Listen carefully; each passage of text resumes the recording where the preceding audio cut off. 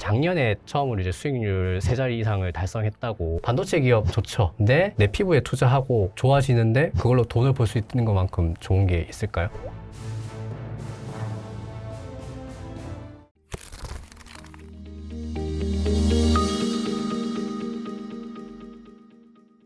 왜 이렇게 되게 오랜만에 뵙는 것 같죠? 뭐 꼭 그렇진 않습니다. 근데 물론 이제 12월에 예. 월간 이선엽 예. 시간도 있었고 12월에 특히 이제 주도주 특강도 예. 있었습니다만 드디어 1호로가 왔습니다. 월간 이선엽 1호로입니다. 어서 오십시오. 예, 잘 지내셨습니까? 오늘 예. 컨디션 조금 안 좋으신데. 뭐 좀 나아졌고요. 네. 어제는 완전히 목이 잠겨서 뭘 할 수가 없겠더라고요. 말이 안 나와서. 말로 먹고 사는 사람인데 말이 안 나오면 안 되는 거죠. 아니 진짜 음. 오늘 저희가 1월 20일 화요일 오후에 예, 찍고 있습니다만 예. 4,900. 그 5,000까지도 얼마 안 남았습니다. 뭐 5천이야 뭐 하루에도 갈 수 있는 숫자니까 이제 그렇게 큰 숫자는 이제는 아니죠. 의미 없나요? 의미는 있죠. 네. 그래도 우리 지수가 뭐 사실 3천을 넘는 것도 쉽지 않았던 시장이었어요. 지난해는 예. 2천대였었으니까 그러다가 3,500을 넘어서면서 이게 4천 혹시 가는 거야 마는 거야라고 생각을 했는데 했었죠. 그리고 또 5천이라는 숫자에 대해서는 여러 가지가 있었죠. 하나는 정말 저게 가능할까? 이런 생각도 했을 거고 또는 그래 혹시 뭐 간다고 하더라도 시간이 굉장히 걸릴 수 있을 거야 이런 생각을 했는데 뭐 사실 한 달 만에 이렇게 나온 거니까 대단하다고 봐야 되겠죠. 너무 빠르다고는 현기증 나진 않으세요? 그렇진 않습니다. 왜냐하면 이제 올라올 만한 그만한 이유가 있었던 거고 네.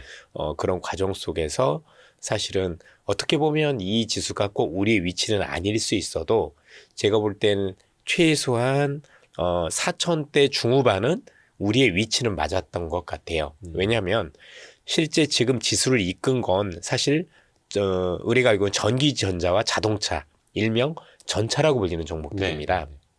그러면 역으로 생각을 해서 우리가 알고 있는 반도체가 하이닉스는 계속 좋았었던 거잖아요. 네. 그런데 삼성전자는 상대적으로 부족했었죠. 그렇죠. 근데 만약에 삼성전자가 그렇게 HBM을 만들지 못하고 이전에 HBM을 하이닉스처럼 잘 만들고 있었으면 최소한 지수가 그래도 3천 중후반 이상은 충분히 되었었을 가능성이 높겠죠. 과거에. 과거에. 그러니까 어떻게 보면 전자가 그동안 부진했던 것 때문에 훨씬 더 우리가 저평가되었던 거지, 제대로 된 원래 위치였다라면 3천대 후반 정도는 원래 맞았던 것 같다. 그런데 이제 자동차까지 제 모습을 찾아가면서 올라온 거니까, 그렇죠. 그러니까 이렇게 생각하시면 될 것 같아요. 지수가 5천이다가 중요한 게 아니라 5천을 이끈 주역이 시가총액 1, 2, 3등이에요. 워낙 이 기업들이 차지하는 시가총액 비중이 높다 보니까 그렇죠. 어떻게 보면 이들 기업이 제자리를 찾아갔고 그것만으로도 우리가 5천 가까이 올 수 있는데 기업을 토한 거죠. 그래서 너무 5천이라는 숫자에 매몰될 건 아니지 않느냐라는 생각이 듭니다. 숫자에 갇히지 마라. 왜냐하면 어차피 지금 올라오고 있는 이 기업들과 관련해서 현대차는 만년 저평가였는데 뭐 지금 이거 올라왔다라고 해서 비싸다 이렇게 얘기할 수도 없는 거잖아요. 그렇죠? 들으신 분들은 아시겠습니다만 12월에 있었던 주도주 오마카세 네. 이선엽 대표님과 함께하는 그 특강에서도 자동차를 이제 이야기를 해주셨었죠. 그때 뭐 벤츠랑도 막 비교를 맞습니다. 해주셨었고, 참고로 26년도에도 이선엽 대표님과의 주도주 특강은 계속됩니다. 이름이 다르죠. 이름은 저희가 뭐 주도주 나침반이나 좀 이렇게 바꾸려고 합니다. 투자 나침반. 투자 나침반. 좋습니다. 같이 또 이제 항해를 26년에도 해야 되니까. 그거는 올해도 아마 369, 12월에 있을 것 같은데, 뭐, 얼리버드가 있을지 모르겠으나, 하여튼 많은 관심 부탁드립니다. 자동차를 이야기를 해주셨어요. 12월에. 지금 이게 되게 중요한 내용인 게 뭐냐면, 지금 시장에서 자동차 자체가 좋은 건 아니었어요. 원래 여러분들 자동차는 모든 제조업 중에서 항상 저평가 받는 게 정상입니다. 왜냐하면 모든 자동차 회사들은 항상 공급 과잉이었기 때문입니다. 자동차는 남아 돌았어요. 물론 우리가 알고 있는 특정 시점, 그러니까 코로나 때 이럴 때 일시적인 거 빼놓고는요. 사실 자동차가 남아 돌았고, 그리고 전 세계적으로 자동차 회사도 제가 보기엔 정상적이면 절반 이상은 파산했어야 되는 게 정상인데 지금 그 어떤 국가도 자동차 회사들을 파산시키질 않아요. 그렇죠. 인수합병을 하지. 이유는 아시겠지만 고용에 미치는 파급 효과가 제일 크기 때문입니다. 그래서 이름만 바꿔서 다른 형태로 자동차가 계속 되다 보니 자동차 관련 기업들은 만년적으로 저평가될 수밖에 없는 그런 안타까움들이 있었다. 그런데 우리 자동차가 올라오는 건 이제 다른 이유가 있었다라고 봐야 되겠죠. 우선 그림 한번 좀 볼까요? 자, 첫 번째 그림인데요. 지금 이게 이번에 현대차를 끌어올린 원동력이죠. 그렇죠. 예, 됐었겠죠. 보스턴 다이나믹스. 그러니까 현대차의 자회사인데 거기에 있는 보스턴 다이나믹스의 아틸라스라는 이 로봇입니다. 네.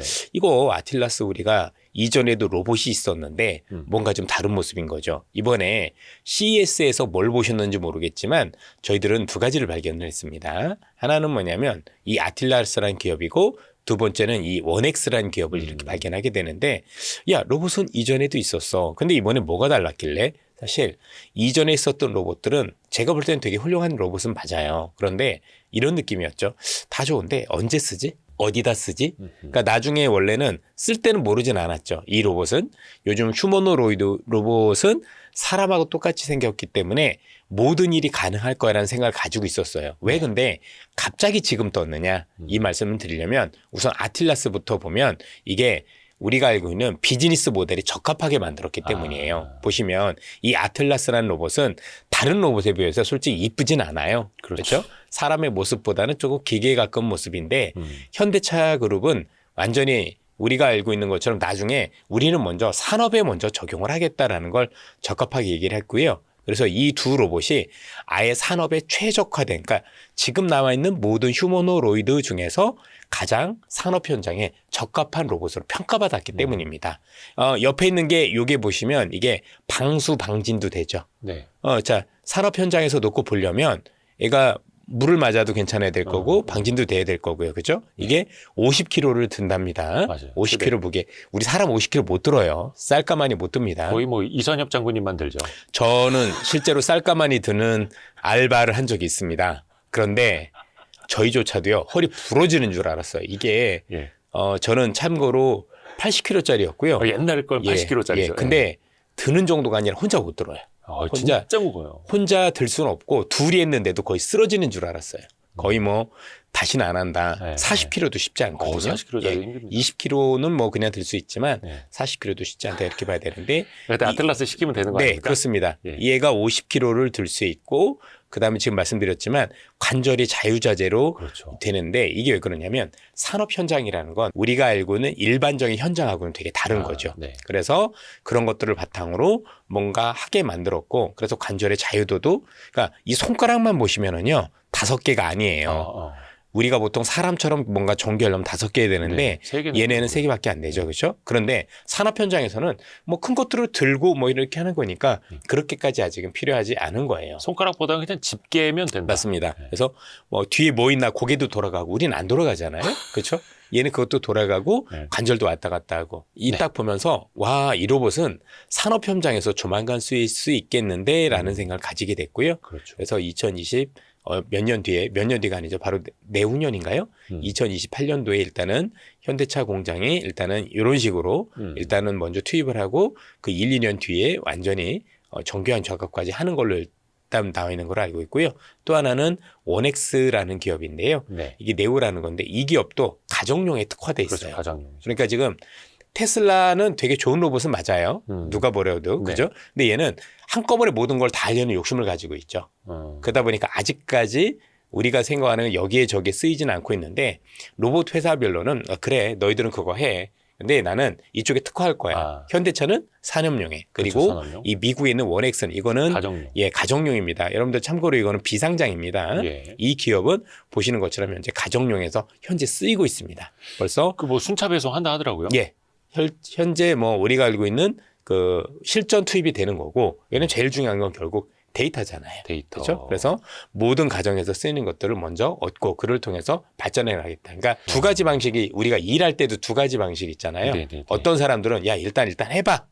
해보면서 거기에 드러나는 문제점들을 뭔가 바꾸는 사람들이 있다면 어떤 사람들은 무슨 소리야. 이 문제를 내가 완벽하게 해결하기 전까지는 일단 연구부터 할 거야. 이런 건데 대부분의 로봇이 연구부터 한다라면 이 아틀라스는 지금 보셨던 것처럼 우리가 알고 있는 산업용에서 들어가서 먼저 하는 거고 데이터를 이 얻으면서 원엑스 같은 경우는 가정용 중심으로 그러니까 각광을 받는 거예요. 전체적으로 지금 이렇게 나오다 보니까 시장에서 어떻게 평가가 되느냐 우리 생활에 더 가까워 보이죠. 조만간 되겠는데 예. 우리가 공장에서 우리가 아는 현대자동차가 저걸 산업용으로 쓰게 되면 엄청난 비용 절감을 할 수 있겠는데라는 기대를 품을 수 있을 거고 그렇죠? 또 원엑스 같은 경우를 가정용으로 하면 이제는 가정에서 내가 이모님들도 계시고 뭐 이런 사람들을 썼는데 이제는 그 역할을 로봇이 대신할 수 있겠는데라는 기대가 훨씬 더 커지고 뭔가 현실적으로 다가오다 보니까 거기에 대한 어떤 점수를 주기 시작한 게 이번에 자동차 관련 기업들이 크게 오른 배경이라고 볼 수가 있을 것 같아요. 야, 그러게요. 아까 보여주셨던 그 원엑스의 네오 같은 경우에는 아직 뭐 이렇게 원격으로 좀 조정이 필요하다라는 지적도 있으나 일부는 근데 그게 또 가정 내 데이터를 또 같이 수집하면서 고지능이 되어가는 과정일 그렇습니다. 거고. 그렇게 하면서 그걸 데이터를 계속 받으면서는 그게 이제 덜 해도 되는 거죠. 계속해서. 예전에 테슬라 자율주행 되기 전에도 모델 S 막 이런 거 사는 사람들이 네네. 있었던 것처럼 네. 그들이 또 학습을 맞습니다. 시켜주고. 어쨌든 네. 항상 로봇이라는 것뿐만이 아니라 뭐든지 그렇지만 먼저 일단 저는 선점을 하는 건 되게 중요한 것 같아요. 선점. 선점을 하고 뭔가 시작을 하면 이 기업들은 문제점을 알 수 있잖아요. 하면서. 그러니까 단순히 이게 뭔가 실제 환경이 아닌 데서 하는 것과 진짜 사람들이 생활하는 것과는 다르잖아요. 그렇죠. 이렇게 생각해 보시면 어떨까요? 적절한 비유는 아닌데 연애를 하는 것과 결혼은 다르죠. 다르시던가요? 많이 다르지 않나요? 거의 뭐 그죠? 전 잘 몰라가지고. 예. 그래서 이게 실제 우리가 생각하는 것과 예. 많이 다른 일들이 벌어지는 거죠. 아하. 이게 허드렛 일 하는 게 문제가 아니라 음. 사실 제일 문제는 그로 인해서 우리가 생각지도 못했던 위험이 벌어졌을 때가 그렇죠. 문제인 그렇죠. 거잖아요. 변수들. 예. 그런 것들은 실제 생활 해봐야 되는 거고 그런 측면에서 놓고 보면 먼저 투입한 기업들이 있고 중요한 건 특화시켰다라는 거죠. 그렇죠? 다른 기업들도 훌륭합니다. 중국에 있는 기업, 미국에 있는 기업, 뭐 다 대단한 기업들이 많지만 이 두 기업들 같은 경우는 뭔가 내가 제대로 된 비즈니스 모델을 들고 온 거고 그러면서 비즈니스 모델과 관련해서 우리로 하여금 와 AI가 이렇게 쓸 수 있구나 또 로봇이 정말 이제는 미래의 모습이 아니라 당장 내 앞에 다가왔거나 라는 것들을 각인시켜준 계기가 됐으니까 전반적으로 놓고 보면 이런 어떤 모멘텀이 현대차를 자극했을 가능성이 높은 거죠.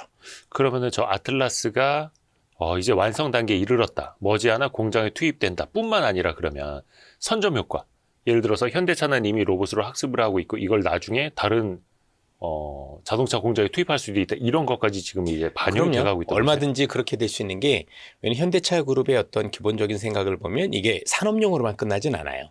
이걸 바탕으로 확장하는 거죠. 실제 현대차 로봇의 그 라인업을 보면 다양한 로봇들이 그렇죠. 있습니다. 맞아요. 그렇게 놓고 보면 이게 시점으로 해서 되는 거고 또 하나는 이를 통해서 뭔가 기업들의 구조가 다변화될 수 있는 거죠. 왜냐하면 이제 보스턴 다이나믹스라는 기업을 가지고 있으니 이걸 통해서 기업의 어떤 효율화도 할 수 있을 것이고 이 효율화를 바탕으로 해서 훨씬 더 나은 부분들을 생각할 수 있을 것이고 그래서 지금 이 기업이 단순히 로봇만 만드는 게 아니라 AI와 관련된 글로벌 메이저 기업 두 군데하고 지금 협업을 하잖아요. 하나는 우리가 알고 있는 엔비디아랑 하고 있고 또 하나는 이 현대자동차의 아틀라스의 머리는 이미 아시는 것처럼 최근에 있었던 제미나이를 쓴다고 하니까 그죠? 정확히는 구글이죠.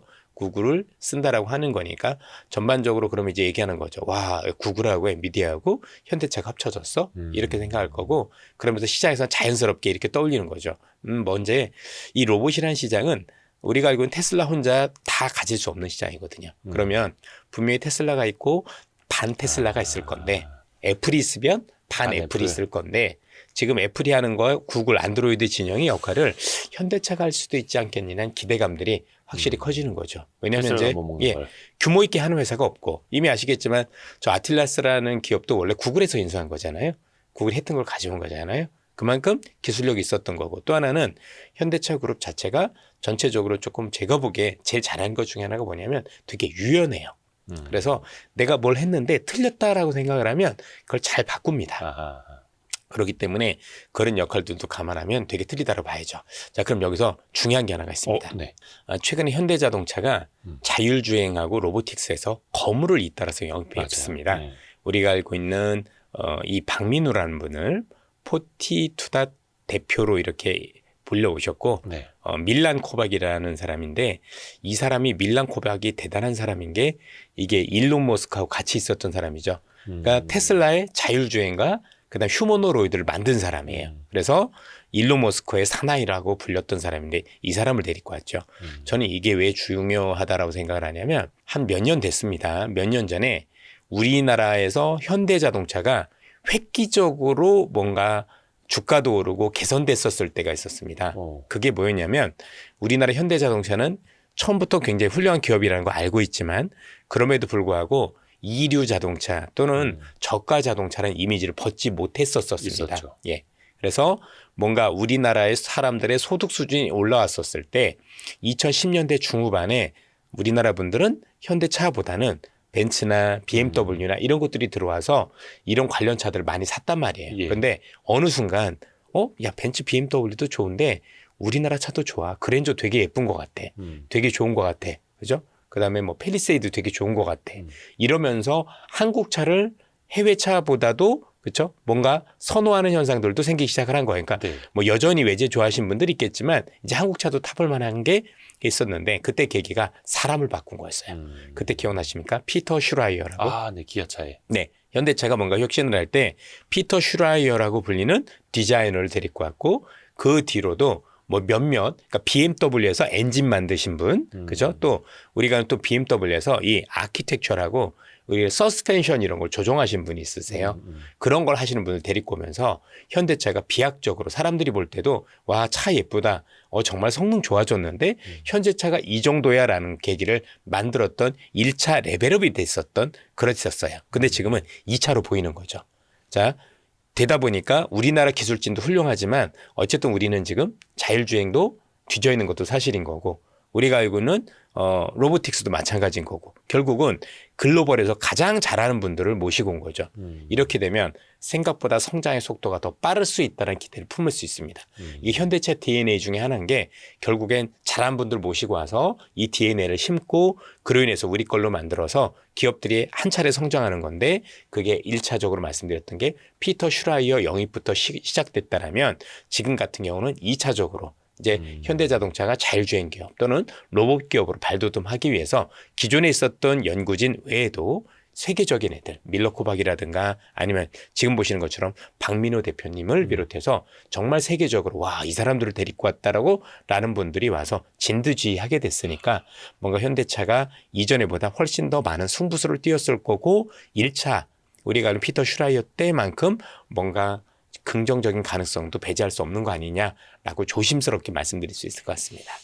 그래서 앞부분에 말씀하셨던 그 만년 저평가를 이제 탈피를 했는데 완전히 이제 탈피한 거죠. 근데 20만 원대 초중반에서 이제 거의 50만 원까지 왔거든요. 네. 시가총액이 40조 원대에서 네. 거의 100조 원 예. 가까이 왔어요. 그것도 뭐 CES 전후로 했으니까 뭐 한 달도 안 된 거죠. 그렇죠. 근데 너무 빨리 오르기도 했었고 사실 이제 PER 같은 개념도 한 4배, 5배 받던 회사가 이제 10배, 12배를 받기 맞습니다. 시작했거든요. 예. 그럼 이제 도요타보다 조금 이제 더 고평가를 받기 시작을 하는 건데 물론 이제 주도주 강의를 잘 들으신 분들은 아시겠습니다만 올라갈 때는 밸류에이션 보지 마라 이런 거 많이 강조해 주시잖아요. 올라갈 때 밸류에이션 안 보는 게 아니라 밸류에이션 보는 방법이 달라진 거죠. 달라진다. 예를 들어서 지금 올라오는 현대차는 분명히 이제는 싸진 않을 거예요. 분명히 이제는 가격적인 매력이 있다라고 보기는 어려워요. 여전히 그러면 이 기업을 자동차 기업으로 한정해서 놓고 보면 사실 사야 되는 게 아니라 여기서부터 비중을 줄이는 게 맞을 겁니다. 자동차 기업으로만 본다면. 예. 그런데 이 기업이 지금 자동차 때문에 오른 게 아니잖아요. 그렇죠. 현대차라는 기업을 자동차로 봤었으면 저평가 해소되는 정도까지만 올라와야 되는 거죠.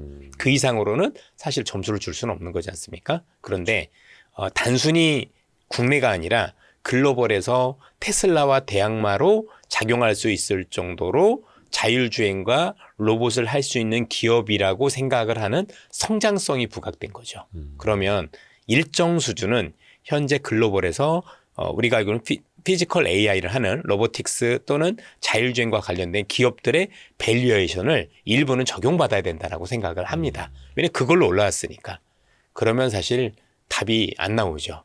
훨씬 더 업사이드가 커 보인다라고 계산법들이 나오기 시작을 하는 거죠. 아하. 생각을 해보세요. 다른 밸류에이션으로. 아니 다른 오른 잣대로. 거는 로보틱스하고 자율주행으로 올랐는데 그렇죠. 거기에 자동차 밸류에이션을 대는 게 합당하냐 이거죠.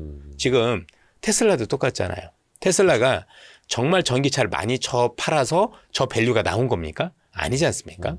테슬라의 혁신에 대해서 점수를 준 거고 그건 여러 가지가 있죠. 그렇죠. 자율주행도 있고 로봇도 있고 우주도 스페이스X도 있을 거고 아니 뭐 뉴럴링크도 있을 거고 수많은 어떤 엄청난 어떤 그 성장과 관련된 것들을 배경하는데 뭐 그런 것들을 해서 감안을 한다라면 우리가 이 기업이 현대자동차라는 기업이 흔히 얘기하는 테슬라와 견줄 만한 정도의 밸류에이션은 못 준다 하더라도 뭐 그거에 10분의 1만 준다고 하더라도 그렇죠? 또는 뭐 한 5분의 1만 준다고 하더라도 그렇게 생각해 보면 주가가 의외로 업사이드가 가능성은 있다라고 생각할 수도 있는 거죠.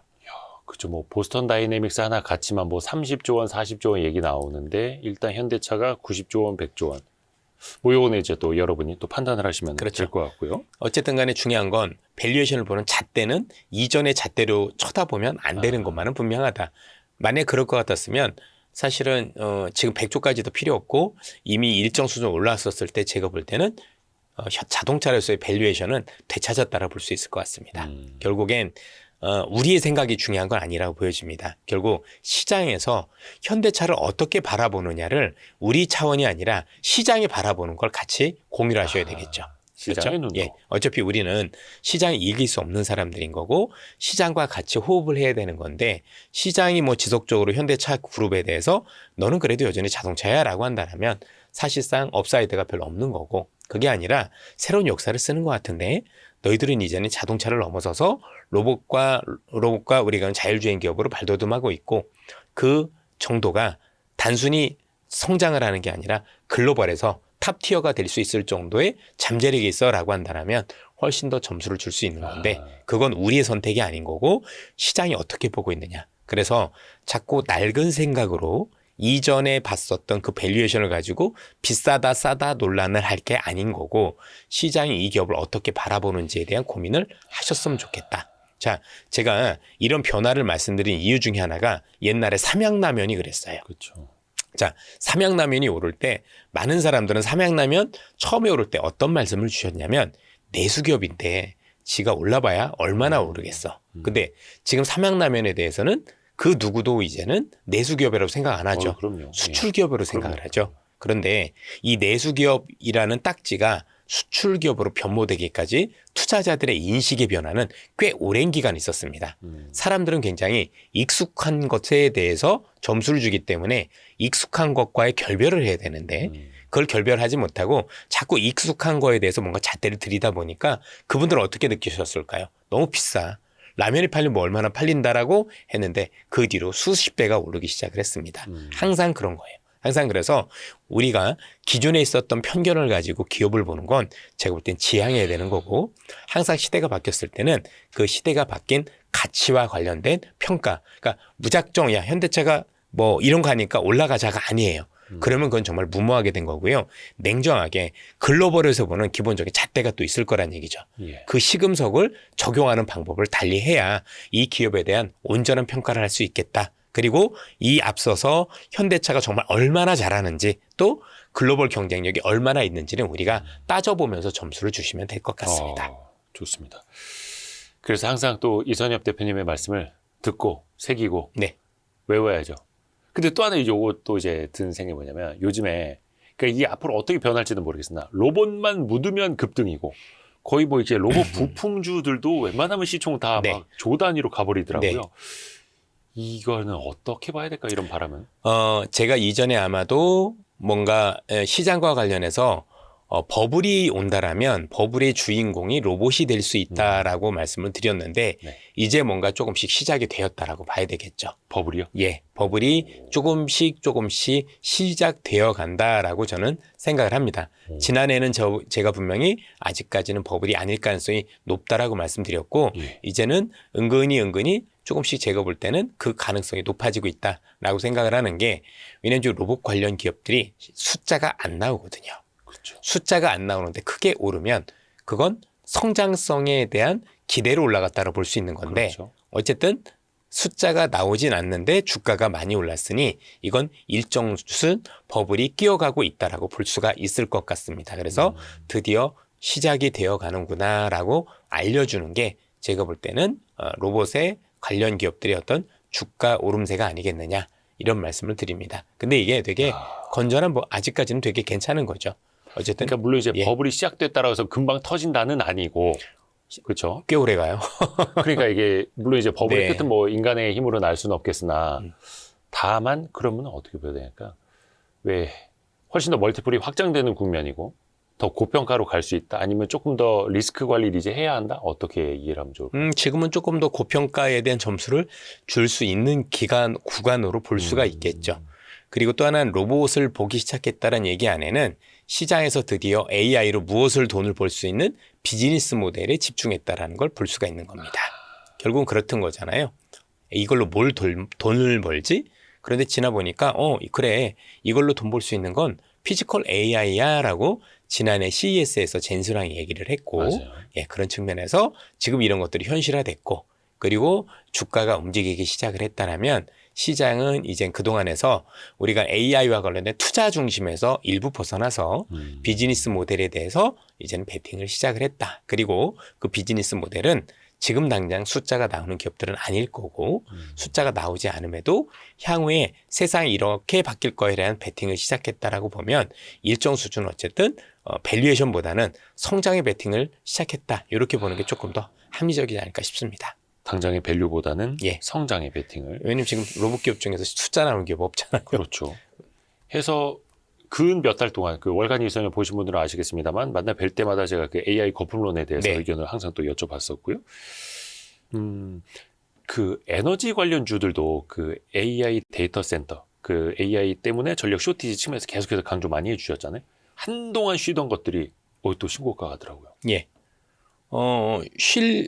당연히 많이 올랐으니까 쉬어가는 거는 예. 너무나도 당연한 건데, 최근에 주가 흐름 놓고 보시면 자동차도 그랬고, 삼성전자도 그렇고, 최근에 돈이 많아서 그런지 한번 오르면 너무 급하게 오르죠. 빠르게. 예, 빠르게 오르다 보니까 그 정도 오르면 반드시 쉬어가는 구간이 필요합니다.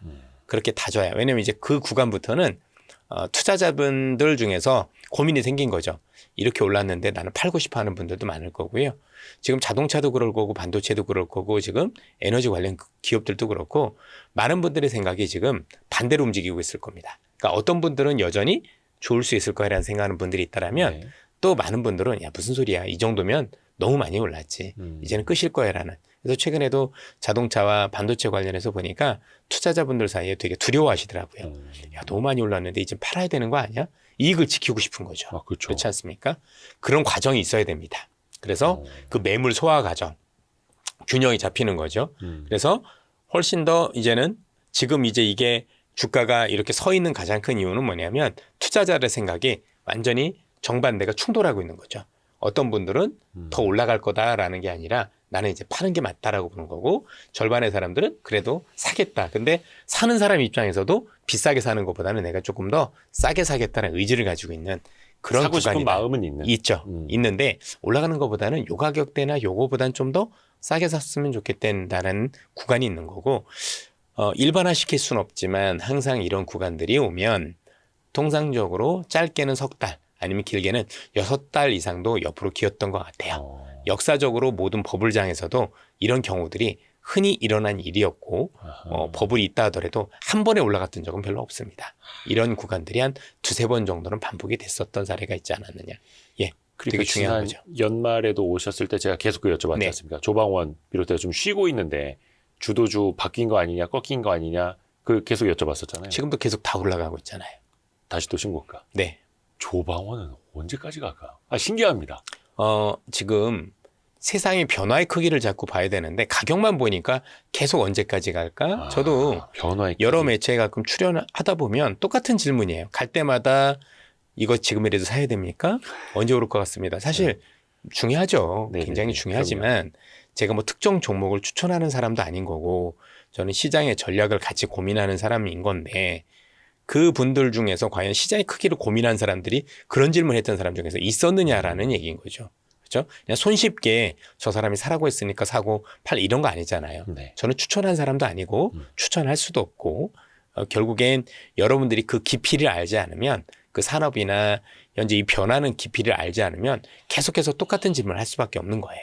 그러면 살 때 팔 때 지속적으로 우리가 흔히 얘기하는 판단을 잘하기보다는 헤맬 수밖에 없는 그런 상황들이 지속되겠죠.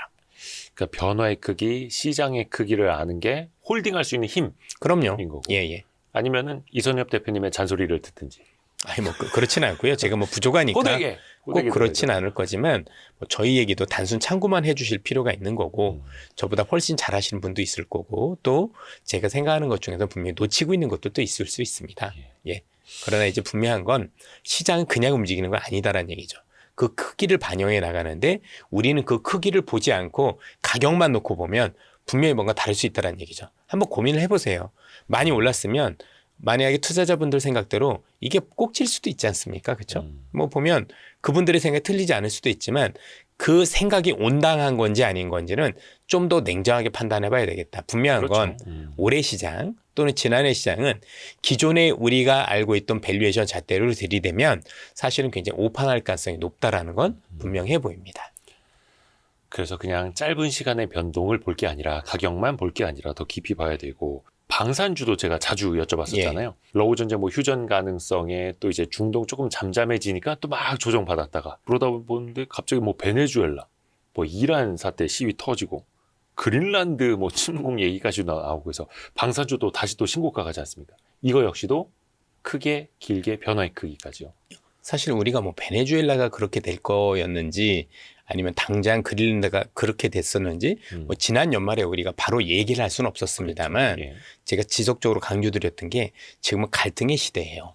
전쟁이 더 늘어나면 늘어났지 줄어드는 시대가 아니다라는 얘기입니다. 그러니까 이거 시간의 문제였던 거고 우리가 흔히 얘기하는 타이밍의 문제였던 거지 뭐 이거는 훨씬 더 확산되면 확산됐지 줄어들지 않을 가능성이 높다라고 보셔야 됩니다. 이거는 단순히 미국과 아니면 이런 여러 국가들의 갈등 이외에도 그만큼 뭔가 이런 갈등이 밖으로 표출될 수 있을 만큼 전 세계의 어떤 정치 상황들이 좋지 않은 거죠. 여러 가지 면에서. 그래서 그런 것들을 따져봐야 됩니다. 그래서 뭔가 방산이라는 건 기업의 밸류에이션 측면으로만 놓고 보면 안 될 것 같고 참 어려운데 정치적인 상황 아니면 사회 문화적인 상황까지 여러 면으로 고려하지 않으면 참 판단하기 어려워요. 그래서 제가 지난번에도 이 방산이라는 건 참 어려운 산업이다. 그리고 이제는 단순히 그런 것 외에도 외교까지도 이제는 살펴봐야 되는 상황까지 온 거니까 사실은 참 고려해야 될 게 많다. 그러니까 단순히 보고서에서 놓고 보면 이 기업이 어디 걸 수출해서 얼마 정도 실적이 좋아질 수 있어요라는 거 가지고 방산 관련 기업들을 들고 가거나 매매하기는 굉장히 어렵습니다. 그래서 제가 보기엔 산업들이 쉬운 게 하나가 없지만 뭔가 주식시장에 들어와서 야 뭐가 굉장히 어려운 산업이야 라면 제일 어려운 건 바이오고요. 그건 정말 쉽지 않은 거고 이해하기도 쉽지 않고 그렇죠? 판단하기도 쉽지 않고 그다음에 두 번째가 제가 보면 방산인 것 같아요. 세 번째는 IT 쪽이고 IT도 이제 기술력을 잘 알아야 되니까 네네네. 그래서 이것과 관련해서 우리 뭐 이용수 대표님이나 선진장이나 이런 분들이 저도 뭐 하시는 걸 되게 도움을 많이 받고 있습니다만 이런 어떤 잘하시는 분들이 있을 거고요. 뭐 그분들에 비해서 제가 뭐 알면 얼마나 알겠습니까? 그런 정도는 아닐 거고 어쨌든 뭔가 좀 난이도로만 놓고 보면 바이오하고 지금 말씀드렸었던 방산이 참 난이도가 굉장히 어려운 사업 중에 하나다.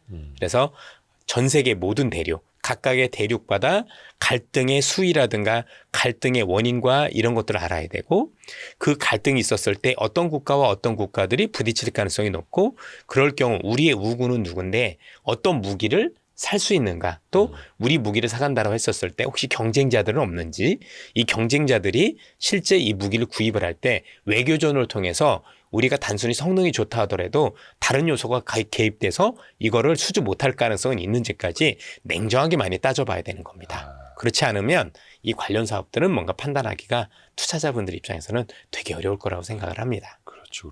그래서 계속해서 또 월간 이선엽 시간에 체크를 하고 있습니다. 아까 그 전차의 시대처럼 예. 이렇게 표현을 해주셨어요. 전기전자, IT죠, 뭐 반도체 예. 그리고 자동차의 시대.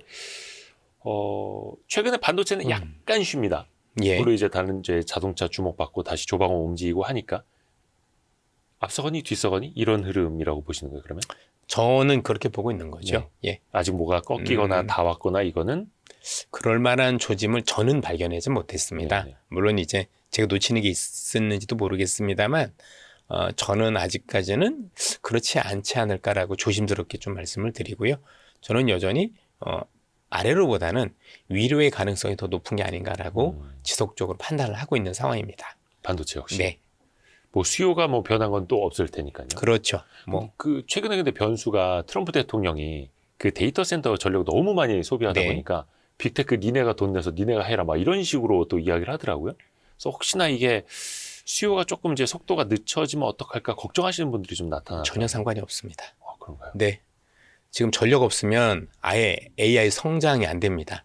AI 성능 개선이 안 됩니다. 네. 지금 투자자들이 보셔야 될 건 AI 관련한 기업들은 지금 생존 경쟁을 하고 있습니다. 내 기업의 그 AI 성능이 더 좋게 하게. 근데 그걸 전력 때문에 그걸 투자를 중단한다거나 반도체가 부족해서 투자가 중단하거나 그럴 가능성은 없는 거죠. 이런 것들을 다 쏟아 부었는데도 불구하고 내가 절대로 못 따라가겠다라면 모르겠지만 그런 게 아니라면 지금 여지까지 투자한 게 있는데 그것 때문에 한다 쉽지 않을 겁니다. 그 성능 경쟁은 계속될 수밖에 없고. 생존의 문제라니까요. 경쟁이 아니에요. 이거는 내가 만약에 성능이 떨어지면 안 써요.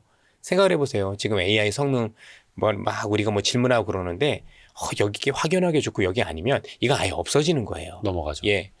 그런데 그거를 내가 이제 쓰는 사람들도 알 거 아니에요. 네네. 기업들도 알 거고 부족하면 더 채우려고 더 박차를 가하겠죠. 이게 지금 쉽게 생각할 게 아닌 게 빅테크가 쓰러지는 거예요. 그 빅테크가 그런데 쉽게 쓰러지겠느냐고요. 갈 때까지 가보겠죠. 안 되면 인수합병도 하겠죠. 나만으로 부족하면 예를 들면 메타가 부족하면 아마존과 힘을 합칠까봐 뭐 이런 식으로 한다든가까지 하겠죠. 그러니까 저는 많은 분들이 생각할 때 너무 작게 생각하시는 것 같아요. 빅테크가 어마어마한 기업들인데 지금 무엇을 하고 있는지 고민을 해야 됩니다. 단순히 AI 만든다 안 만든다가 아니에요. 지금 들어간 돈이 얼마인 줄 아십니까? 매년 수십 조씩 들어갑니다. 그런데 허덕이면서 따라가고 있잖아요. 얼마 전에 우리 구글의 제미나이하고 오픈 AI 싸우는 거 보셨습니까? 그죠? 네. 코드레드 선언해서 바로 더 퍼붓잖아요. 서로. 예. 그럼 뒤떨어져 있는 기업들은 이거 보고 또 퍼붓겠죠. 저 정도 따라가야 된다고 생각을 하고. 지금 전력이 뭐 비싸다 안 비싸다 이게 문제겠어요, 지금. 이게 너무 제가 볼 때는 신문에서도 그렇지만 너무 지엽적인 문제를 많이 다뤄요. 그냥 저는 그런 고민을 왜 하는지가 잘 이해가 안 돼요.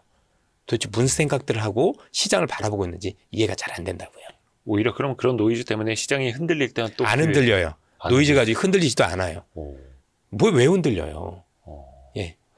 답답한 소리들 하는 거예요. 그건. 사람의 마음은 흔들리고 그럴 때 또 주식을 털릴 수 본인들만 흘리는 거예요. 있고. 계속 이력을 또 확인을 해야 됩니다. 우리가 확인을 하면서 이제 가야 되는 거고. 그 예전에 금반지 이야기해 주셨을 네. 때 금융주는 증권주다라고 계속 강조해 주셨잖아요. 증권주 역시 시장이 좋으니까 그렇죠. 또 어마어마하게 예. 막 신고가 얻어 걸리는 기업들이죠. 증권주가 네. 돈 많이 벌잖아요. 네. 그러니까 시장 좋으면 그냥 나 아무것도 몰라 그러면 증권주 하나만 들고 있으면 되는 게 맞는 거죠. 그럼 최소한 중간은 갑니다. 그래서 포트폴리오에도 이제 증권주를 그렇죠. 담아둬야 예. 하는 거고. 당연히 이제 시장을 좋게 보고 뭐 반도체나 뭐 자동차를 좋게 보는데 시장은 나쁘게 본다. 이거는 뭐 앞뒤가 안 맞는 거잖아요. 그렇죠. 예. 그럼 또 거기에다가는 증권주는 또 담아가야 하는 거고. 그리고 시대가 바뀌었잖아요. 단순히 시장이 좋아서 뿐만이 아니라 전 세계적으로 우리나라도 비슷하지만 뭔가 내가 이제 투자를 안 하면 더 이상 먹고 살기가 어려운 시대가 왔잖아요. 그러니까 근로소득만 가지고 집을 산다던가 아니면 노후를 하기에는 너무 어려운 시장이 와 있는 거고요. 이게 우리만 그랬던 게 아니라 미국이 80년대 그랬어요. 미국이 80년대 그동안에 있었던 퇴직연금 가지고 기존에 있었던 그 노후를 하기가 어려워지고 이제 우리는 더하죠. 우리는 지금 고령화도 너무 심각하고 그리고 현재 근로소득도 예전만 못하고 우리 젊은 후배들의 일자리도 되게 어렵지 않습니까? 그럼 생각을 해보면 이대로 가면 저희 선배님들까지는 모르겠지만 저희는 연금을 받을 수 있을까요? 저는 쉽지 않을 것 같은데요. 이거 산수로 해봐도 금방 알 수 있는 겁니다. 그건 연금이 운용을 잘못해서가 아니고요. 사람이 없어서 그런 거예요. 사람이 이렇게 없으면 연금을 낼 사람이 없잖아요. 그렇죠. 근데 받는 사람이 많아지는 게 가능하느냐는 얘기입니다. 그러면 지금부터라도 이걸 연착륙시키려면 여러 가지 방안이 필요한데 그래서 자꾸 얘기 나오는 것 중에 하나가 결국엔 받는 시점을 늦추는 것. 근데 받는 시점을 늦추는데 아니 사람들이 일을 못 하는데 못 받으면 그 기간 동안 어떻게 해요? 나이 드신 선배님들 같은 경우는 그래서 자꾸 정년 연장 얘기가 나오는 거예요. 그렇죠. 그렇죠? 정년이 좋아서 연장하는 게 아니라 이건 서로 불행이 아니겠습니까? 예를 들어서 우리 많은 선배님들 같은 경우가 연금이 제때 나오고 그렇죠? 그런다라면 굳이 내가 나이 먹어서 일을 안 해도 왜냐면 그동안 열심히 사셨는데 이것도 문제일 거고 네네. 그렇죠? 근데 지금 그대로 다 받으면 아예 이게 뭐 아무도 못 받는 상황이 올 수도 있으니 그럼 더 일을 해야 되는데 여러분들 누가 좋아서 일을 60세 뭐 70세까지 할 수 있겠습니까? 그렇진 않잖아요. 물론 일부 좋아하시는 분도 있겠지만 사람이라는 게 어느 정도 열심히 살았으면 즐기기도 해야 되는 거죠. 그런 측면에서 필요한 게 연금 또는 우리가 하는 퇴직연금의 기금화가 얘기가 나오고 있는 거고요.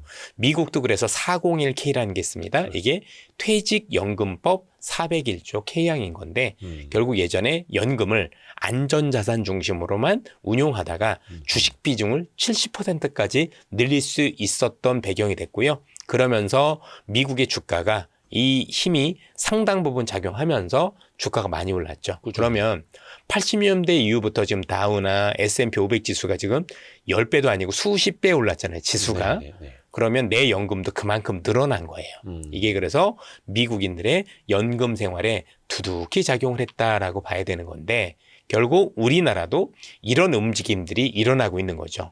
문제는 단순하게 우리가 흔히 얘기하는 국민연금 말고 사적연금도 있을 거고 퇴직연금도 있을 텐데 이런 것들을 위험자산만 안게 해서는 안 되죠. 그 위험자산이 성장할 수 있는 발판까지 되어야 그게 되는 거지. 주식은 하라고 해놓고 완전히 시장이 성장을 못하면 그렇죠? 한국이 성장을 못하고 계속 뒤로 간다라면 사실 그나마 있는 연금도 제가 볼 때 그렇죠. 손실을 보게 되는 거니까 아주 조심스럽게 성장이 꼭 밑바탕 될 수 있도록 해야 되지 않을까라는 말씀을 드립니다. 그러니까 나무만 심으라고 할 게 아니라 나무 심었으면 그 토양까지도 관리를 해야 한다. 그리고 그 나무가 거목이 될 수 있도록 계속해서 정책적인 지원이 돼야 돼요. 그리고 그건 단순히 나의 노후 역할뿐만이 아니라 사실 우리나라가 미래를 위한 어떤 부분도 되는 거죠. 한국은요. 유일하게 가지고 있는 게 딱 하나밖에 없어요. 여러분들 같은 훌륭한 인적 자원이요. 우리가 뭐 자원이 있습니까? 아니면 넓은 땅이 있나요? 소비시장이 있나요? 여러분들 우리는 수출하면 안 하면 이 나라는 쉽지 않죠. 그렇죠. 우리가 옛날에 조선시대처럼 그냥 그 안에서 있는 국가면 모르겠지만 그때 어렵게 살았잖아요. 네. 아니 6.25 이후에도 여러분들 우리 선배님들 보면 뭐 보릿고개라는 단어를 얘기할 정도로 먹는 게 되게 어려웠던 시대였잖아요. 그렇죠? 근데 지금은 우리가 그나마도 풍족한 생활을 할 수 있고 여러 가지 할 수 있는 건 수출이라는 새로운 동력이 있다란 말이에요. 그러면 여러분들은 지금 기업도 국가도 아니면 노동자분들도 분명하게 생각해야 돼요. 중요한 건 우리 물건을 사주는 사람은 우리 기준이 아니에요. 미국인들이 또는 유럽인들이 또는 중국인들이 수많은 시장에 있는 사람들이 한국의 물건을 많이 사주려면 그만큼 품질도 더 좋아야 될 거고 브랜드력도 있어야 될 거고 가격 경쟁력도 있어야 되겠죠. 그럼 현재 우리가 하고 있는 이런 것들이 거기에 온당한가 따져봐야 되는 겁니다. 각각의. 그러니까 지금은 국가도 기업도 아니면 노동자분들도 한 발씩 저는 양보하는 게 맞다. 지금 이 상황에서 서로 내 것만 찾으면 제가 볼 땐 지금 당장은 좋을 줄 모르겠지만 오래 못 갑니다. 왜? 여러분들 생각 중요하지 않아요. 왜? 여러분들 미국에 있는 투자자들이 여러분들 생각합니까? 한국 거 안 좋아? 안 사면 그만이거든요. 그럼 여러분 직장 없어지는 거예요. 없어진 다음에 후회하지 마시고 나름대로 지금 중지를 모아서 기업과 국가와 우리 노동자분들이 이 훌륭한 삶 주체가 머리를 맞대고 우리가 어떻게 하면 미국을 이길 수 있을까? 유럽을 이길 수 있을까? 중국을 이길 수 있을까? 고민하지 않으면 여러분들이나 저희나 미래는 없다. 이렇게 말씀드리고 싶습니다. 그러니까 시장의 시각으로 또 세계인의 시각으로 네. 더 넓게. 그러니까 퇴직연금을 비롯해서 뭐 개인연금까지도 기금화해서 하나의 풀로 모아서 투자를 하게 되면은 당연히 또 뭐 국내 비중도 일정 부분이 있을 거고 시장에 훨씬 더 수급적으로도 도움이 되겠네요. 네. 많이 도움이 되죠. 왜냐하면 연금은 매달 들어오기 때문에 그렇죠. 엄청 도움이 됩니다. 꾸준히. 예. 또 다음 세대까지. 대신에 그 연금들이 담을 수 있을 정도로 자산에 대해서 신뢰가 있어야 되겠죠. 그거는 성장이라는 거고요. 그래서 성장. 많은 우리 그 시청자분들도 여러분들께서 객관적으로 생각을 해보세요. 그냥 여러분 같으면 우리나라 기업들이 성장할 수 있나? 라는 생각을 계속 해보시라는 얘기인 거죠. 그죠? 그리고 혹시 안 된다라면 어떤 이유가 있을까? 한두 가지가 아니겠죠? 또 된다라면 어떤 이유가 있을까? 라는 고민을 많이 해주시기 바랍니다. 앞부분에 약간 그 버블의 시작에 대해서도 이야기해 주셨는데 또 그런 자금이라든지 토양 자체가 달라지면 멀티플이 올라갈 수도 있고 그럼요. 시장에 대한 밸류에이션도 그리고 버블이라고 해도 나중에 숫자 나오면 또 그 버블이 아닌 경우도 많아져요. 아, 결국은 지나보면 일정 부분은 숫자를 먼저 땡기긴 했지만 그중에서 꽤 많은 기업들은 나중에 그 이상으로 숫자를 보여주겠죠. 아까도 말씀하신 것처럼 뭐 네이버도 옛날에 그랬던 것처럼. 예. 에너지 관련주도 그렇고 그럼요. 앞서가는 것이 있지만 이 기업이 실제 수주를 통해서 숫자로 증명하느냐.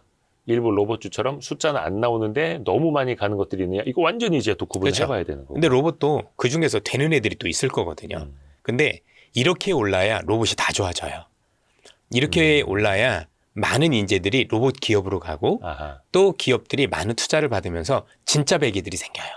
그렇죠? 그러면 우리의 경쟁력이 생기는 게 되는 거고 안타까운 건 뭐냐면 향후에 그 부작용도 만만치 않죠.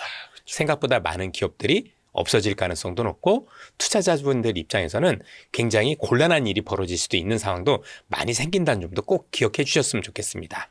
그러니까 어떤 산업이 태동할 때는 처음에는 막 무차별적으로 오르다가 나중에 옥석 가리기가 그럼요. 이제 또 진행이 되고. 옥석 가리기도 되지만 그중에서 꽤 괜찮은 기업들이 생기기도 해요. 그렇죠. 지금 우리가 모르는 기업인데 생길 가능성도 있는 거거든요. 결국에는 인재들이 들어오는 게 되게 중요해요. 정말 좋은 아이디어를 가지고 혁신적인 하는 애들이 꼭 있단 말이에요. 여러분들 우리가 유튜브 처음 나왔었을 때 또는 우리가 흔히 얘기해서 유튜브 말고도 여러 어떤 그 플랫폼 이런 게 발달했었을 때 배달의 민족 이런 게 나올 거라고 생각을 해보셨어요? 누군가는 그런 아이디어를 가지고 사업을 한다는 얘기인 거죠. 누군가는 또 인터넷 가지고 예전에 인터파크 이런 것들이 생겼던 것처럼 거기서 또 쇼핑을 하잖아요. 그렇죠? 그런 아이디어를 계속해서 창출이 되겠죠. 그러면서 세상은 계속 변해가는 거예요. 그러니까 우리가 아주 예전에는 우리나라를 먹여 살리는 게 농자 천하지대본이라고 그래서 농사였잖아요. 예. 그럼 그 당시에 농사를 짓는 분들은 야 농사를 대체할 만한 게 있어라고 생각을 했을 거고 두 번째로 우리가 산업할 때는 공장했던 분들 2차 산업 중심했던 중화학공업 하셨던 분들은 야 이만한 게 있어라고 하셨겠죠. 그다음에 시대가 흘러서 플랫폼 기업이 있었을 때는 역시 또 플랫폼 기업이 마치 대단하게 생각했던 것처럼 세상은 항상 변하면서 우리가 생각지도 못했던 새로운 산업들이 나타나게 되고 그 흥망성쇠 안에 있었을 때는 그렇죠. 반드시 이 돈과 인재들이 몰려야 되는 거고 그러기 위해서는 이런 과정들이 항상 일어나더라는 공통점이 있는 겁니다. 그래서 모든 사람한테 기회는 똑같이 옵니다. 이 기회를 어떻게 활용할 거냐가 뭐 앞서도 말씀드렸지만 굉장히 많이 오르기도 하겠지만 나중에 정말 안 좋은 어떤 결과들도 많이 나올 겁니다. 근데 중요한 건 많이 좋았기 때문에 안 좋은 거예요. 그렇죠? 그럼 많이 좋았을 때 우리가 어떻게 이걸 활용할 거냐가 우리가 해야 될 일 중에 하나라고 생각을 합니다. 한 10년 전에 우리가 봤던 그 바이오 버블 덕분에 어떻게 보면 바이오 산업이 많이 성장하고 인재들이 화장품도 모이고 그랬어요. 막 그랬던 네. 거죠. 화장품도 네. 들어있고 요즘에 그 하이닉스 연봉이 4억이네 6억이네 이거 막 나오잖아요. 확실히 이제 또 공대가 또 잘 될 것 같습니다. 이공계가. 하여튼 받을 만한 자격이 있는 분들이라고 생각을 하고 네. 그만큼 열심히 하셨고 또 시대에 부합했기 때문에 뭐 또 다른 기업들도 그렇게 많이 나왔으면 좋겠습니다. 그래서 우리 근로자분들이 하이닉스뿐만이 아니라 모든 기업이 하이닉스화 돼서 정말 열심히 일하고 많이 받는 그러니까 불만이 이런 거죠. 와 우리 일 너무 많이 하는 것 같아. 근데 정말 많이 주네. 참 좋은 거잖아요. 감사합니다. 예, 예. 이게 물론 이제 노동법이라는 게 있으니까 너무 심하게 하면 안 될지 모르겠지만 어쨌든 여러분들 많이 주고 그래도 조금 더 하면 사람이 기분은 나쁘진 않잖아요. 네네네. 그렇죠? 충분한 그 대가를 받는다라고 하는 것 그거 굉장히 중요하다고 생각을 합니다. 아 그리고 그 트럼프의 이상한 언행 행동들에 대해서 좀 이야기를 해주신다 했는데 네. 지금 뭐 연준 의장 가지고 뭐 이렇게 막 수사받도록 하는 것도 그렇고 베네수엘라 침공도 그렇고 막 그린란드도 그렇고 네. 좀 어지럽긴 합니다. 그냥 원래 어차피 트럼프란 분이 법 없이도 살 뿐이기 때문에 너무나도 당연한 결과였다라고 생각을 법 해요. 없이도 법이 없어야 사는 사람 아니에요. 뭐 이분은 대놓고 그랬어요. 나는 네. 법 같은 건 잘 안 지킬 거야라고 선언을 하셨었습니다. 잠깐 보도록 할게요. 자, 이제 미국의 대통령을 우리가 다시 한번 곱씹어 보도록 할게요. 트럼프라는 사람은 되게 특이한 사람이죠. 정치가이기도 하지만 사업가죠. 그렇죠. 그런데 그 사업이 나한테 이익이 돼야 돼요. 나한테 이익이 되면 자존심도 버리는 특이한 사람이에요. 그리고 그 나한테 대한 이득이 있다라면 여기 보시는 것처럼 상식과 기존의 틀을 파괴해요. 많은 투자자분들이 왜 힘들어 하시냐면 기존의 상식과 틀 안에서 하시기 때문이에요. 그렇죠? 우리는 그 비즈니스 모델이라고 하는데 이게 상식인 거고 이게 기존에 있었던 법이라고 생각을 하죠. 근데 이분은 새롭게 그 법을 만들어가는 거예요. 본인의 스타일로. 그리고 그 중요한 건 나의 이익인 거예요. 기존의 신뢰관계라든가 정치적 이해, 특히 법, 협정, 규칙 이런 건 사실 필요 없어요. 실제 그렇게 얘기를 하고 있고 이분이 어떤 얘기를 했는지 한번 보도록 하겠습니다. 그리고 어떻게 협상을 했는지 자 보세요. 이분이 자서전에서 쓰신 건데 내가 되게 유리하대요. 그 이유는 뭐냐면 여러분들은 저는 우리 같이 잘 살아온 사람들은 모두 기존의 규칙을 따르고 우린 법을 잘 지키죠. 그렇죠? 예측할 수 있는 단계를 밟으며 통념에 맞추려고 노력하면서 온순하게 경계한대요. 근데 트럼프는 그런 식으로 행동하지 않기 때문에 그들이 나를 어떻게 해야 될지 알 수 없게 된 거예요. 그런 식으로 행동하지 않는다. 기존의 규칙을 따르지 않고 예측할 수 없는 단계를 통념에 맞추지 않으려고 하는 거죠. 그렇죠? 근데 대통령이에요. 근데 이게 왜 가능해요? 힘이 있으니까. 그렇죠. 결국 이분의 원천은 힘이에요. 미국이 가지고 있는 힘을 굉장히 크게 이용을 해서 본인한테 또는 미국한테 뭔가 이득이 될 수 있다라면 기존의 우방이나 기존의 상식이나 기존의 국제 질서는 중요하지 않은 거죠. 그리고 그 시대가 트럼프만 그러냐? 중국도 그렇고 러시아도 마찬가지죠. 이게 한 국가만의 문제가 아니라 여러 국가가 이런 일을 동시에 추진하고 있는 새로운 시대가 열린 거예요. 그래서 지금 시장에서의 질서는 그냥 힘이에요. 법과 규칙이 아니고 힘이라는 게 새로운 규칙으로 들어가는 거예요. 그래서 방산이 오르고 있는 거고요. 그렇죠? 이걸 이해하느냐 못하느냐가 되게 중요해요. 여러분들 혼자 평화 찾아봤자 아무도 알아주지 않아요. 총칼 앞에서 무슨 뭐 어떡하려고요. 그렇죠? 스스로 방어할 능력이 없으면 그 국가는 없어지거나 또는 우크라이나처럼 안 좋은 결과가 나오게 되는 거예요. 최소한 내 스스로 나를 지킬 수 있는 힘 정도는 있어야 된다라는 생각이 되게 중요하다고 보는 거죠. 지금 트럼프가 그린란드 과정에서 덴마크도 저렇게 할 수 있는 게 딱 하나예요. 아, 또 해봐. 유럽 애들 뭐 나토 다 뭉친다고 해봐. 너희도 그럼 너희들끼리 지킬 수 있어? 아닌 거 알거든요. 그러니까 유럽은 힘이 없다고. 없어요. 그러죠. 아무것도 없어요. 예. 지금 만약에 혹시 이렇게 되면은 나중에 러시아가 혹시 무슨 일 할지 모른다 그러면 지금 폴란드 입장에서는 나토 믿을 거라고 생각을 하세요? 지네도 무기가 없는데 아니 누가 날 지켜주는 게 아니라 지네도 뭐 있어야 날 지켜주죠. 나는 내가 믿을 거 지켜야 된다. 나밖에 없어. 차라리 미국 편에 붙는 게 나은 거예요. 그렇죠? 우리가 알고 있는 지금 나토에 있는 국가들 중에서 굉장히 지금 러시아 때문에 떨고 있는 국가들은 나토보다는 미국이 나은 거예요. 아니 근데 나토에 원래 미국이 있잖아요. 나토가 같은 편이잖아요. 근데 지금 미국은 나토 너희들 지금 나토하고 좀 척을 지고 있는 거잖아요. 나 나토에서 나갈래 뭐 이런. 뭐 그런 거죠. 얘기도 하고 있는 거고요. 참고로 지난해 기준으로 2025년 기준으로 현재 나토에서 미국이 군사비 비중이 얼마인 줄 아십니까? 압도적이죠. 많죠. 예, 그 이상입니다. 이거 보이시나요? 61%나 됩니다. 정확히 아이고. 62%예요. 아, 그렇게나 많았나요? 예. 이게 그러면 나토라는 게 여러 가지 얘기가 있겠지만 어쨌든 지역이 유럽 중심이잖아요. 네네. 그럼 미국 입장에서는 이익 입장에서 보면 야 너희들 나라인데 내가 이렇게 내는 게 맞아? 너희들이 돈 내. 그럼 지금 상황에서 미국이 빠지면 61%가 빠지는 거면 그렇죠? 그럼 40몇 프로 가지고 오합지졸 되는 거잖아요. 아닙니까? 그렇죠? 2차 대전 때 냉정하게 놓고 봐서 독일이 러시아를 침공하지 않았다면 그렇죠? 또는 미국이 참전하지 않았다면 유럽연합이 이길 수 있을 거라고 생각하십니까? 객관적으로도 아니잖아요. 이미 졌고 그렇죠? 그리고 자력으로 할 수 있었을까? 전 쉽지 않았을 것 같아요. 결과는 모르지만 만약에 독일이라는 국가가 유럽을 침공하지 않고 유럽만 손에 넣고자 했었다면 지금 처음 유럽은 독일어를 쓰고 있을지도 모릅니다. 그렇죠? 또는 미국이 참전하지 않았다면 그랬을 가능성도 있는 거죠. 근데 지금은 그 비중이 더 커요. 지금 독일 애들한테 군대 가라고 하니까 싫어 얘기하잖아요. 네. 아니 지네 나라도 안 지키겠다고 하는 애들한테 미국 입장에서는 돈 주고 싶을까요? 입장 바꿔서 생각을 해보세요. 그죠? 야, 유럽 지키자는데 유럽 물론 미국도 거기에 있지만 거기 지키는데 돈을 내가 61.7%나 내고 있어. 그래서 지금 되게 위험하니까 유럽에 있는 젊은 친구들한테 얘들아 우리 군대 가야 될 것 같아 했더니 무슨 소리야 말도 안 돼 나 안 갈래 라고 얘기하는 애들한테 왜 돈을 주죠? 나 같아도 주기 싫은 것 같은데요. 그러면 냉정하게 이게 연합이라고 볼 수 있어요? 이 모든 피해를 다 미국이 본다라고 생각할 것 같은데 트럼프는 이렇게 생각하겠죠. 근데 객관적으로 우리가 트럼프가 아니라 여러분 입장에서 그냥 이익 측면에서 한번 놓고 보죠. 네. 이익 측면에서. 그럼 이런 거죠. 야 우방인데 우방이면 지네가 더 내죠.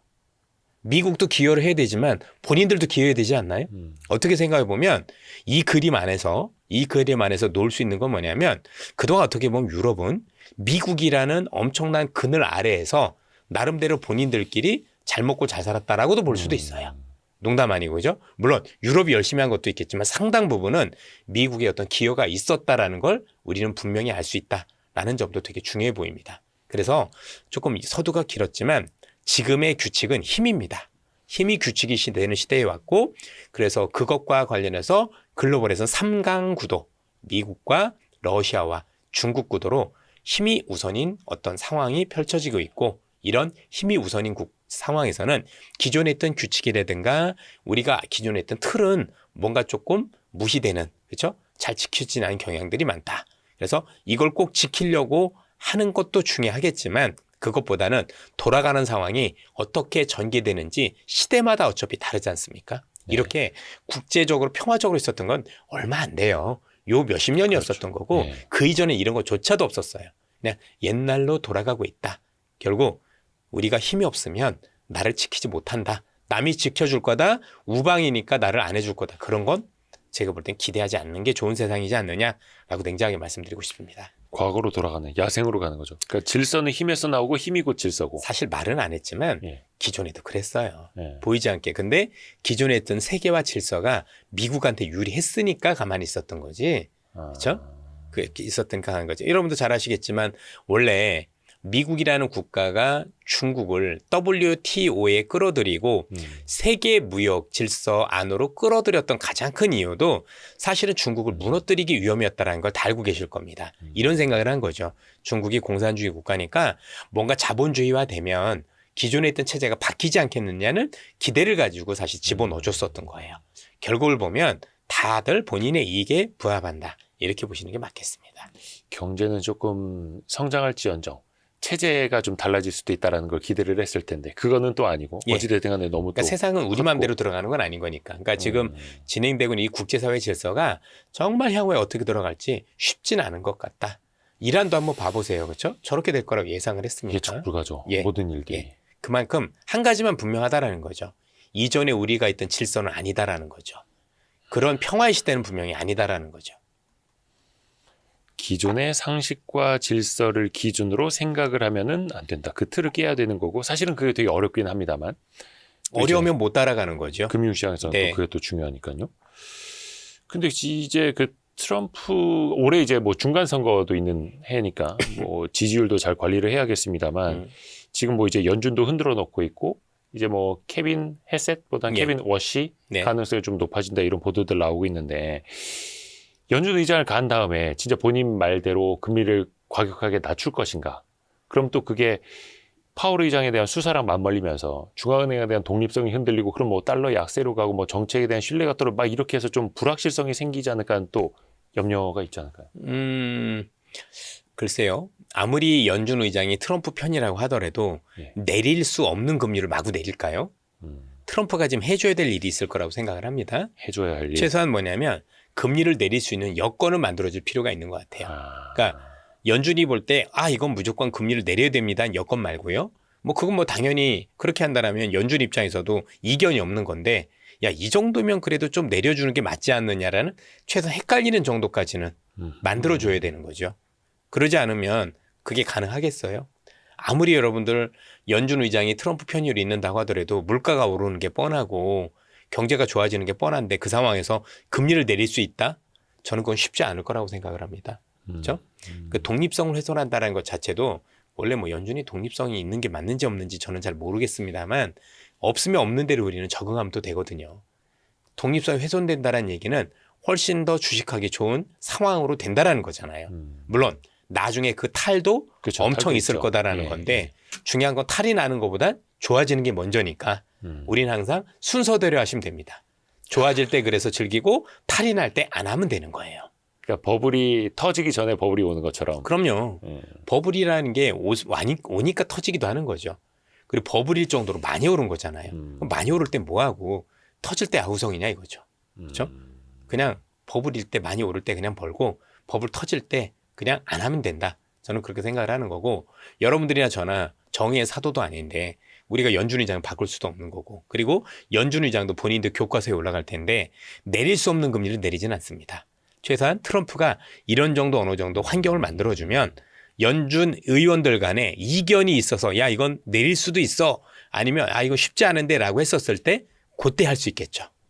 그렇지 않겠습니까? 그죠? 그때. 캐스팅 보트로. 예, 캐스팅 보트로 해가지고 뭔가 연준이 충돌을 할 때 의견들이 충돌할 때 절반은 내리자고 하고 절반은 올리기까지는 아니지만 나름대로 내리면 안 된다고 얘기할 때는 그 가능성이 좀 있는 거 정도라고 보시면 됩니다. 또 하나는 이 정도면 이게 올려야 되나? 라는 고민을 할 때 안 올릴 수도 있는 거죠. 확실히 올려야 될 때면 그건 올리게 돼 있습니다. 그렇게까지 하진 않아요.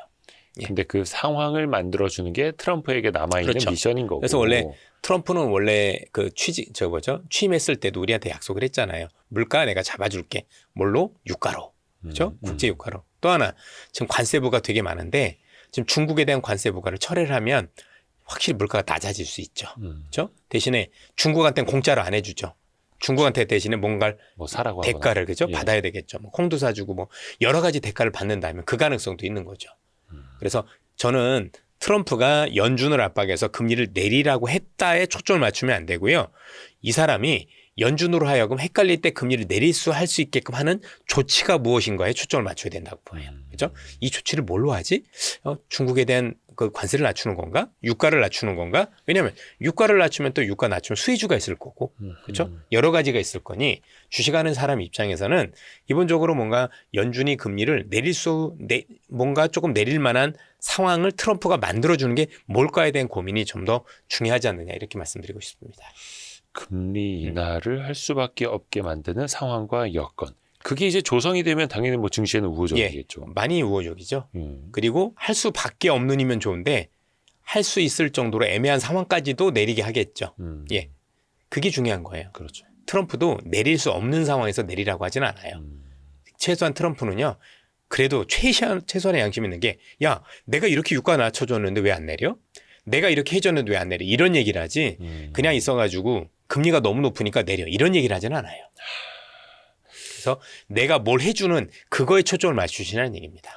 좋습니다. 반도체 아까 이야기 잠깐 했습니다만 네. 또 뭐 반도체 관세를 이제 막 입에 올리기 시작했더라고요. 상무부 예. 장관도 그렇고 예. 트럼프도 그렇고. 물론 이제 미국의 반도체 공장 투자를 멈추지 말고 지속하라라는 압박이겠으나 혹시나 이건 좀 어떻게 염려하지 않아도 될까요? 하라 그러세요 그냥. 예. 지금 누가 갑이에요? 반도체 공급자. 예. 그냥 갑이에요? 슈퍼 갑 중에 갑이죠? 그죠. 디램 가격이 예. 지금 이러고 있으니까. 그냥 디램값 2배로 올리면 돼요. 우린 할 수 있거든요. 관세 더 추가하겠습니다. 그럼요. 예. 디램 누가 가격에. 죽어요? 빅테크가 죽어요. 하라 그러세요. 그러네. 요즘에 뭐 미국 나는 빅테크들도 이 질문이 왜 나오는지 이해를 못해요. 상식적이지 않습니까? 아니 지금 물건이 없어서 못 팔고 있는데 예. 그죠? 그럼 관세 올린다고 그럼 없어서 못 파는 사람들이 내가 관세를 부담을 해요? 네가 알아서 부담해줘. 그죠? 사는 사람이 알아서 부담해줘.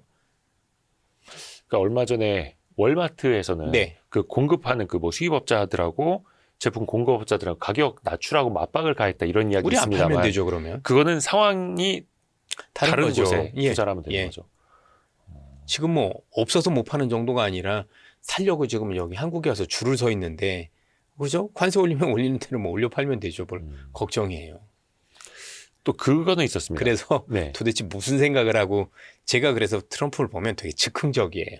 그런 면은 또 즉흥적이고. 많이 즉흥적인 거죠. 하지만 반도체 이게 뭐 변수가 되거나 나빠질 리는 없다. 예. 근데 이제 우리나라 기업들 입장에서도 뭐 미국의 일정 부분 들어가지 않겠습니까? 이미 들어가고 있고. 네, 그렇죠? 그렇죠. 예. 왜냐면 그게 또 나중에 유리한 변수가 될 수도 있는 거니까. 예. 뭐 나름대로 뭐 여러 가지가 있겠죠. 그 엔비디아 뭐 H200을 중국에 이제 수출을 허용하도록 하겠다라는 거는 이제 있었습니다만 또 그거를 TSMC 대만에서 만들어 와서 다시 중국에 팔게 되면은 관세 25% 부과한다. 하라 이거 그러세요. 엔비디아한테 내라는 거잖아요. 예. 예. 뭐 하라 그러세요. 결과를 한번 보세요. 누가 이것도. 피해를 보나. 파는 사람이 피해 보진 않죠. 대부분 다 미국 기업들이 피해로 돌아가는 게 다 귀결이 되는데 뭐. 그러니까 대부분 정책을 보시는 분들이 그러니까 큰일 났어 그러는데 최소한 가불근간의 관계는 좀 따져보고 저는 생각을 해보셨으면 좋겠어요. 예, 그게 왜 악재인지도 전 잘 모르겠습니다. 반도체 관세까지. 오늘도 나 같으면 안 팔고 말아요. 반도체를. 실은 말고 그죠? 미국에서 반도체 좀 없잖아요. 저 마이크론밖에 없는데 그거 가지고 지금 제일 못 만드는 애가 지금 거기 하나 가 있는 건데 감당이 되겠어요? 그래서 어떻게 보면은 지금까지도 반도체 관련된 관세는 카드로 쓰지 못했던 거고 예. 앞으로는 더해질 거고요. 뭐 하라 그 가능성이. 말씀드렸지만 뭐 하라면 뭐 어쩔 수 없죠. 뭐 그냥 아유 그래 알았어요. 뭐 100% 올릴게요. 그러면 되죠. 뭐 잘하네요, 그죠? 미국 기업들 피해 정도가 아니라 빅테크 애들 재무제표만 안 좋아지잖아요. 네. 그죠? 예. 그럼 AI도 안 될 거 아니에요. 예, 잘하는 짓이겠네요. 예. 약간 이런 또 믿음 혹은 이제 확신일지는 모르겠으나 또 증시에는 또 이게 아주 단단한 기반으로 또 같이 올라가고 있는 것 같고 이제 코스피 5천도 얼마 남지 않은 이 상황에서 2026년 1월호 월간 이선 1월호를 함께 했는데요. 2월호 때도 빨리 뵙고 싶습니다. 별 말씀. 네. 이거 또 이제 오늘 네. 컨디션이 안 좋은데도 장시간 말씀 많이 예, 해주셔가지고 예. 너무 감사드립니다. 아무튼 예. 많은 투자자분들께서 뭐 시장은 어떻게 될지 잘 모릅니다. 뭐 제가 또 말씀드린 것도 이제 단순 참고만 해주셨으면 좋겠는데 최근에 나온 기사들 중에서 너무 어이없는 기사들이 너무 많아요. 그러니까 기자분들이 잘못 썼다는 얘기가 아닙니다. 트럼프가 얘기한 것 중에서 어이없는 게 많다는 얘기입니다. 그런 것들은 좀 냉정하게 판단해서 좀 걸러주셔도 괜찮을 것 같아요. 예, 그래서 이선엽 대표님의 해석이 또 필요한 거고요. 고맙습니다. 예, 오늘도. 감사합니다. 감사합니다. 예, 예. 고생하셨습니다. 예, 예. 고생하셨습니다. 예.